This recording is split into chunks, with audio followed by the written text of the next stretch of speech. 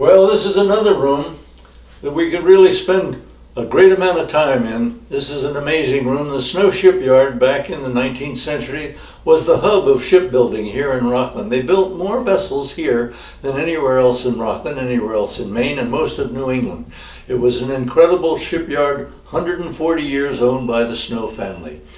These models, these incredible half models, were models of not for decoration. These are not decorative models. These are the architectural shipbuilding models of the vessels built right here at the yard. We have over 20 of these, an invaluable collection of half models. We have their history, we have all the details about them, and they are simply amazingly historic.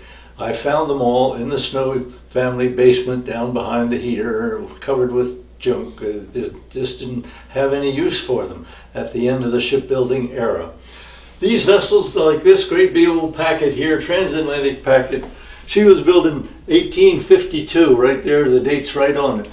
The master builder in the yard would get a clunk of pine like that, and he would whittle out the kind of vessel, the shape that you wanted. They would take it then and they would segment it, turn it into little pieces like this over here. They would take these apart and they would lay these down on the loft floor. Then they could scribe the arc on the floor with a pencil, and they would mathematically expand that to full size and make their patterns and build the vessels. All of these vessels were built that way. This beautiful little schooner here, she was a wonderful little 120-foot vessel with two masts, a wonderful little cargo schooner.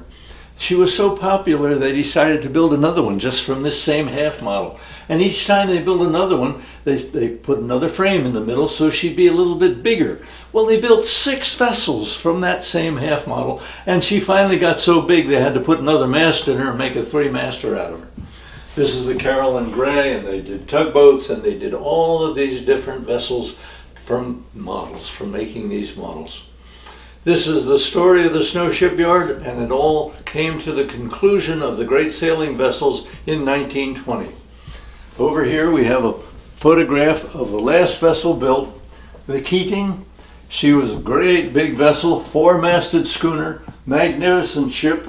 She was launched in 1920. Here she is making her debut into the water, making 10 knots sternway, coming down the ways. You can see the smoke coming off the ways. They used to grease those ways with pig fat, and the great weight of the vessel would create so much heat it would set the ways on fire, make the launching more exciting.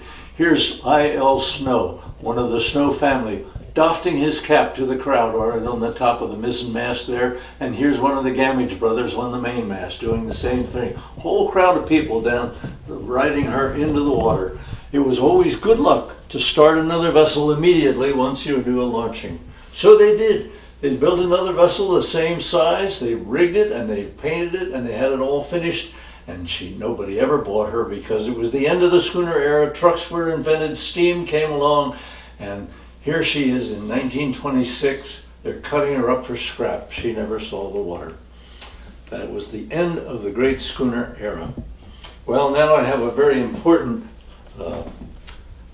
display here of the schooner Bowden, the Arctic schooner Bowden. We'll have to go through and see the schooner Bowden.